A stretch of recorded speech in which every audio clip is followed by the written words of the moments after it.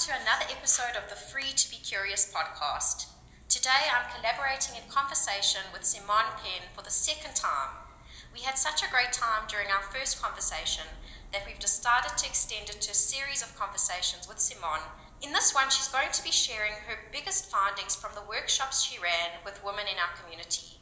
The workshops were called Calm Home, Calm Life, and they dealt with the emotional, intellectual, and spiritual foundation to gaining control of your home and your life. And Simone had some really interesting feedback from those workshops, which she'll be sharing with us today. So Simone, welcome back. Yay, thank you. First, let me actually, if you don't mind, just tell you a little bit about why I started the workshops. Please. And then it will make more sense what the findings were and why they were so interesting. Because of the way that I live and because of my obsession with minimalism and decluttering and outer order, inner calm and all these concepts, people often ask me to help them declutter their playroom or organize their closet or do this and do that, and it's never been something that I've ever wanted to do professionally, other than just like with a friend on a random day, like we'll just sit and tidy up the closet. But I always knew it was something I was passionate about. I just wasn't sure how to package it in a saleable way. And then at the beginning of this year, my best friend gifted me a seat in this workshop that another girl that I happened to go to varsity with ran. She's a psychologist, and she also runs these evenings for women about intuition, like getting in touch with your intuition. And one of the things that she taught us in this workshop was the value of sitting in silence. Yes, so valuable. And it's when you make it something that you want to do, you realize, or I realized, how it's something that never happens for me. Yeah. To sit in silence with nothing for 5 minutes, not a cup of coffee in your hand, not folding the laundry, Not your phone. nothing, just sitting.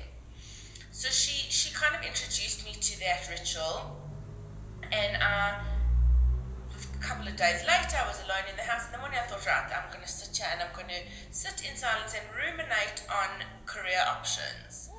And it just sort of unfolded in my brain, this idea of creating a 5-week workshop for women, which can incorporate all of the concepts that I love to live by, which, as I've mentioned before, is really just Torah. It's Torah wisdom, but the modern world will call it minimalism, essentialism, decluttering, eco, this, that, and that. But it's really just Torah. And to formulate a workshop like that, Yes. which can help women do the work themselves, not get me to come and declutter their kitchen, but to sit in a space that's cordoned off for thought and internal work on what areas of my home are stressing me out and why. Why does this worry me? Why am I hoarding 45 wooden spoons? What is the pathology there, and why do I want to change? Many women got very excited about joining this workshop, and I've run quite a few this year already. What's fascinated me, and that's why I'm saying the key findings, that these would be my research findings if it was like a clinical process, is it has nothing to do with the stuff. Yeah. It's so amazing each and every time, and the groups of women have been so diverse, and yet the same themes emerge. Is it because we all women that these themes are emerging? It doesn't matter your background. It doesn't I matter absolutely where you come from. think so. I think that there is an innate, undeniable, unchangeable essence of a woman, which is just power, and responsibility. And what would come up week in, week out, in each and every session of each and every group was the absolute power that a woman holds and the responsibility that she holds.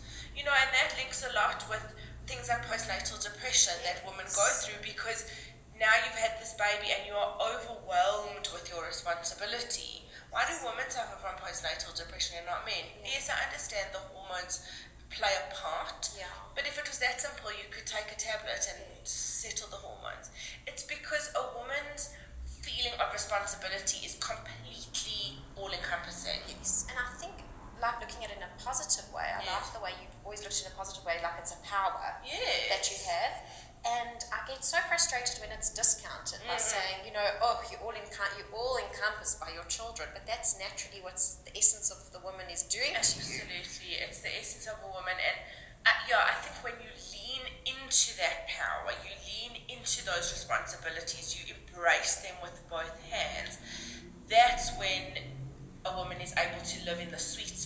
life. And to say, everything else really is secondary. It's not nothing. We're sitting here making a podcast. Our children aren't here, so it's not nothing. We have what to offer the world. In fact, we have exponential wisdom to offer the world because we are women. But this is not my be-all and end-all. My be-all and end-all are those human beings that are created with the human being that I chose to do life with. Yeah. That's pretty much all it comes down to, people and relationships. So if I could summarize, these findings, it's obviously what we've discussed now, this huge all-encompassing power and responsibility of a woman, and that was sort of articulated in what I saw, that whether a woman is totally the archetypical barefoot pregnant in the kitchen, stay-at-home mom, she, doesn't even have her own bank account, for an example, or primary breadwinner, even sole earner, or anywhere else in between on that spectrum in terms of finance, it didn't matter. The children and the functioning of the home and the functioning of the children fell under her portfolio, fell within her jurisdiction. And that was so fascinating for me, because kind of if you remove all emotion and all conventional logic out of the equation, it makes sense to say, okay, you've got this structure. If we look at a family like a business, okay, we've got this structure. It makes no sense for there to be two CFOs and no CCO, no Chief Children Officer. It would make sense to have one competent person running the children and one competent person running the finances, if we're just looking at it from a business perspective. I love that, like, play to your strengths. It doesn't mean like you both have to be doing everything in equal ratios. Correct. Women's got certain strengths there. But even if the woman was the CFO of that family, of that business, she was also the chief child officer and the chief home officer. And it was just undeniable. It just manifested in each and every case that I dealt with. And I love that because, as you say, it speaks to that innate wisdom, that innate capability of a woman to nurture endlessly. Yes. Doesn't matter how long you've been at the office. You still do the night. You do the sleepless night. If that's what the child is needing. And it doesn't matter if you're ordering out every single night or buying the food. You are still in charge of making sure the food's on the table. Now, of course, there are exceptions. Okay, obviously, and even in my home, my husband does the morning. He's with the kids in the morning while he's davening, and there was a woman in the group also, her husband does getting ready for schools. So I'm not bashing men. I'm like a man lover. I'm married to one. I created one. Yes, this isn't about bashing men. It's about acknowledging what women innately need and do, and therefore how it affects them in their home life, because we're so into the nurturing and the looking after the home that sometimes that home is not calm anymore, and then our lives are not calm. Yes. Resonate. Yes, and that actually speaks to the second biggest thing that I discovered, or third. Women find it very, very, very difficult to prioritize themselves. And, one might think, but you have your nails done, that's you time. It's not. Definitely not. It might be for someone, but pretty much all the women I spoke to, it was part of their tasks of being a presentable individual, to look presentable, to appear decent, and to fit in with the societal expectation of what a groomed woman looks like. It had nothing to do with self-investment or self-nurturing. Yeah, it's like saying brushing your teeth is you time. Correct. Definitely not. Right. It was almost a struggle in these workshops for all of us, myself included, to sit and think, what is me time? What would that even look like? How would I even make that happen? Let's say, for me personally, I'm a stay-at-home mom. I run the home. I'm very into it. So when my kids are at school, I'm not really engaged in me time. I'm engaged in home time. I'm engaged in meal prep time. So that was a big theme. I'm not here to espouse solutions. I'm just noticing what women go through and hold, that they struggle to put themselves first and invest in themselves in a way that they can fill their tanks. But at the same time, all the women that I was in touch with and dealt with, we all acknowledged very deeply, if I'm not okay, no one's okay. Yes. my husband comes home from a stressful day, he needs to debrief with me, and Yeah. I need to hold that space for him, you know, and say, come darling, let's unburden, talk to me, tell me what happened, let's workshop this together. That's a huge thing in my life. When the kids are not okay, they want mom. Yeah. It's just an undeniable connection.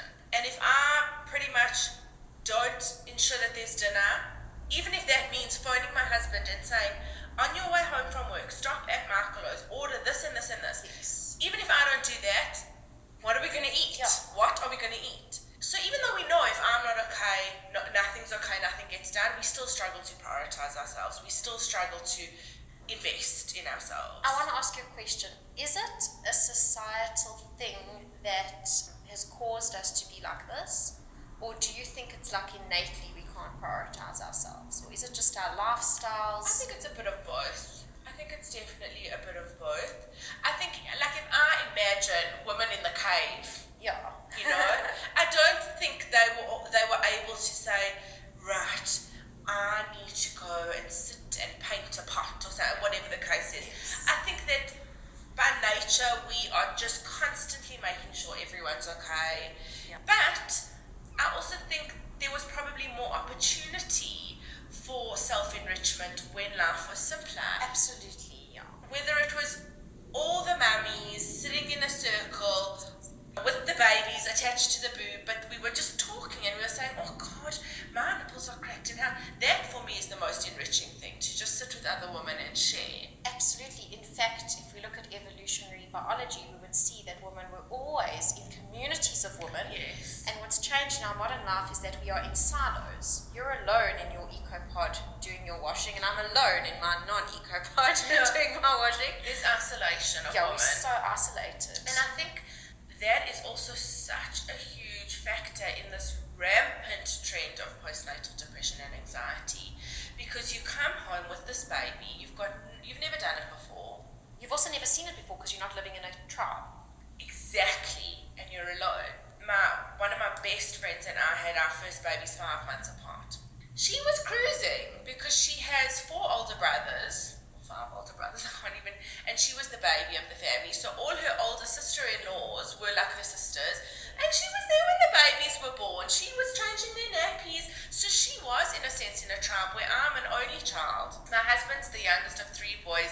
His older brother, who's married with children, lives in Australia. So the 2 of us were like, what the hell do we do with this thing, and how do we keep it alive? And then we were shocked out of our minds. And it's actually so simple, keeping the baby close and the mom being looked after. Absolutely. The mom being looked after the mom. Yes, that's such a huge thing, because so often the baby needs this and the baby needs that, and I bought the baby the Sophie La Giraffe, Yeah. because that's what your baby needs, and I bought your baby a 3,000 rand rocker because that's what your baby needs. And when I had my son, a friend of mine arrived at my house with a sorbet voucher, and she said, you need to go get a massage, so that I've bought a gift for you.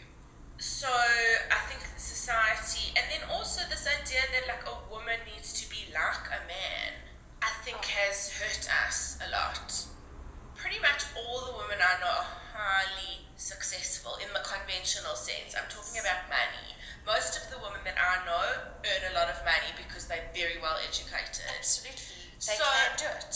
So I'm not saying that a woman shouldn't achieve whatever she wants to achieve. I'm doing a master's degree. I have every intention of doing a PhD and continuing in that vein. You can't do all the things all the time. Yes. So if you're busy with something like that, how in God's name are you going to rest enough to produce breast milk? Yeah. But then we're going to put all the pressure on the woman to say breast milk is the way, Yeah. but also go out and work 8 to 10 hours a day. There's a trend at the moment, and it's been happening for years, where we like denying the biological differences between men and women. Yes. And biologically, women are different to men, and we don't need to be a man. If it's your biggest ambition and will make you very happy to go and be something, in a corporate environment, working every day, and your husband's rather looking after the kids, so be it. But we shouldn't be denying biologically there's differences. We And don't also, have to be we like shouldn't men. be striving for sameness. Yeah, definitely not. Difference is amazing. Imagine if your husband came home and decided he has a deep-seated need to breastfeed the baby. Yeah. He physically can't. He can't. we striving for sameness? And what's funny about that is like it would be very unlikely that he would come home and say that kind of thing because biologically he doesn't have not those driven. things that are driving him towards that. Absolutely.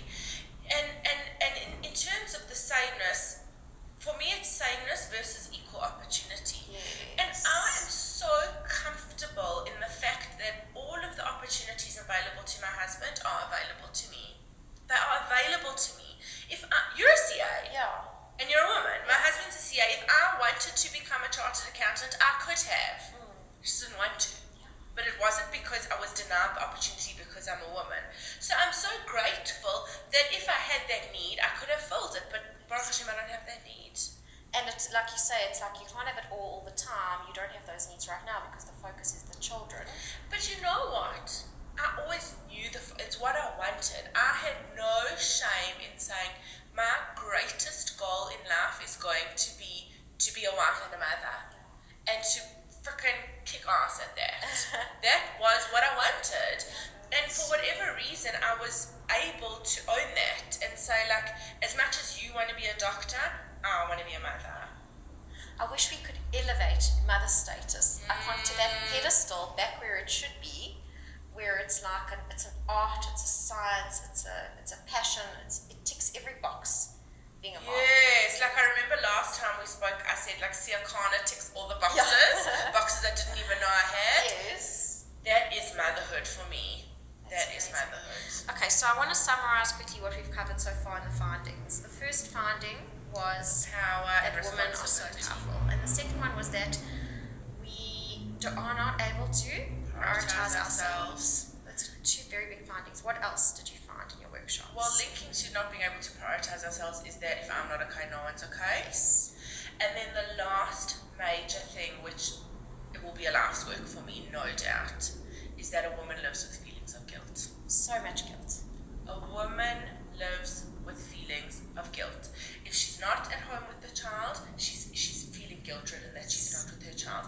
If she's not helping her husband or whomever, or creating finances, she has guilt about that. She will find what to feel guilty about. And I think that comes from a lot of societal stuff. Perhaps not labeling it as guilt, perhaps labeling it with this word of should. Yeah. I should be doing more. Shoulds. And I think all women, even if it's not as clinical as guilt, they live with I should be doing more. Yeah. I'm not doing enough. Which says I am not enough. Absolutely. And thank God this is becoming a huge trend to say you're enough, you're enough, you're enough. But it's all well and good to put it out there on social media. Are we telling ourselves we're enough? I don't think we're doing it enough. Yeah. I should be doing it more. I should be telling myself I'm there enough. you go. Well, that's what came up, is that women are living with feelings of I'm not doing enough, I'm not being enough, I am not enough. I should be guilty about this. I should be better. And I think that word of guilt maybe sums up everything that I've said so far. All we had were our fathers and our husbands and our sons to reference this to. But the woman that I was speaking with, we kind of noticed that we don't really know any men who live with feelings of guilt. They live with other feelings, like a pathological need to provide. Absolutely. Yeah. So in It's that good manner, thing. yes, and that's also biologically programmed, Yes. which you can't deny. But and that links to fear. So my husband lives with a lot of fear, and I live with a lot of guilt. Yeah. And I think that is very common. And I think the need to provide and the fear were very useful things in when we were evolving to be the society we are today. The need to provide was what motivated a man to go out and kill the animal in the wild. Risk his life. Yes. You don't always feel like you're able to do all of that, so you go to the fear. With the guilt, you don't have those other women around you all the time, so You don't know if you're doing enough because you can't compare yourself to others. you don't know. Yes. You don't have the wisdom. Comparison has become such a dirty word. Yeah. But I think it's because I'm comparing my real life self to what I'm seeing curated on social media. Yes. But if we were living in a tribal society, which I'm not saying we should, there's pros and cons to everything. Yes. I like my house. Yeah. But let's say we would be comparing my real life to me seeing no one's got it together. Yeah. Whatever I'm struggling with, she is also struggling with. Yes. So I wouldn't have this idea that I'm not enough, so it wouldn't manifest as guilt. And it's the same with when a man goes out and kills a cow or whatever, there's the cow. You can see how much food you've got, so you don't have to live in fear. Yes. Yeah. And our modern life, as we've said, has corrupted that terribly. So interesting. I think it's amazing that you had this in your moment of silence, in the 5 moment of silence. You visualized that you would like to run these workshops for women, and then had the agency to go and actually do it. And it was people took it up because there's this massive need to connect with other women. So we may not have the tribes like we envision of the past, and we may not even want them, but by doing these workshops, you've created little tribes that can meet up for 5 weeks and have people to connect with. Absolutely, and it was just nourishing on every level. And the shifts happened. I was just going to ask you, so women who came to your workshops, what kind of shifts can you give us examples of? I mean, one woman, her big thing, she couldn't remove the one light fitting that she had. Yes. She had so much guilt because she had chosen it 2 years previously when they built the house, but she didn't like it anymore. And eventually she was just like, you know what, I don't need anyone's permission to make this decision. I live here, this is my house, I'm the CEO of this life, I'm taking it down. And does a CEO never change his mind? Exactly. CEOs are changing their minds all the time. They learn from experience, they change their Well, minds. if they didn't, the companies would become stagnant and fail. And they wouldn't be CEOs. Right. So I like this analogy to the CEO. Oh, me too. I love it because it reminds me of my power, and it reminds me of the, never mind multi-million, never, could you put a price on your children? You could never. You could also not put a price on yourself, because I've tried to do the exercise where I've been feeling guilty about, say, how many expensive supplements I've been taking, and not rubbishy ones, like proper food-based stuff. And I'll add it up, and then I was speaking to someone, and she was like, okay, try replace you. Write down what it would cost to replace you. Schooling, education, food, CEO fees, whatever it is. And a driver, just how much you pay a driver. just a driver, and there's no one who would be able to, it's priceless, who would be able to read to my son for 3 hours. Oh, love that. There's no price on us. So you can't even say, oh, I'm the CEO of a multi-million-dollar corporation, because that number doesn't suffice. Yeah, It's not enough. Quantify it. Another shift, a woman created an outbox for herself at the door. Women were changing their routines. They were saying, you know what, I've actually realized that by leaving the kitchen in a mess, even though I have 2 domestic workers coming in tomorrow at 7, it doesn't make me feel good. So I'm not doing this for anyone other than myself. Taking 10 minutes after dinner alone to clean up the kitchen.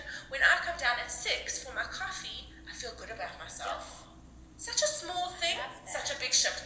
Another woman said she entertains every Shabbos both meals because of her role in the community. Yes. And she said she just needed some alone time with her family, and she created this concept called an in-house Shabbaton. I love it. That's so we great. all loved it. We all jumped up at it, like big time. She was like, I spend time with my family. Yeah. I don't need to do it every week, but it was an opportunity to recharge. Exactly. Oh, yeah, the shifts were endless. I can't even remember. And for me, I had massive shifts, massive emotional shifts, and physical. You know. So something even came out of the workshop for you. Oh. Life, just because it was an environment so receptive to being calm, and it's not like I wasn't the teacher and they were the students. It was exactly as you've described. It was a little miniature tribe, and it's a collaboration. And I think women are amazing at collaboration, but we are often discouraged from collaborating. Yes. This Calm Home, Calm Life workshop is a way to just collaborate with other women, feed off their energies and everything. Are you still running your Calm Home, Calm Life? Yes, I do it very selectively. So I'm planning my next one around the Rosh Hashanah time, and I'm taking my time to find the exact right date and the right location. And also I have like a maximum of 5 women, because it needs to be very intimate and private and that space, you know, and we all need to get our time to talk. Yeah, this is not a mass consumption course. Oh my this gosh, not at all. Intimate. And it has to flow flow and evolve, and everyone needs to get their time on the soapbox, So I am busy planning my next one, which I anticipate will be the last one for the year. And I like it to be less but better. I want it to be so nourishing. And also for me, I invest so much. I can't even cope with more than one a week. Yeah, it's so much of your own energy that's going into it. Yeah, and I don't want to compromise on that. I want to be there 100%. And I don't want to feel like, oh God, we spoke about this on Tuesday, now I'm speaking about it again, it's Thursday. Thank you Round so Rosh much. Hashanah. Right, so around Rosh Hashanah time, watch out for those dates. And thanks so much, Simon. We're going to do this again. We for sure. Next time we're going to discuss another aspect of Calm Home, Calm Life. Thank you for your time. It's my pleasure, thank you. See you then.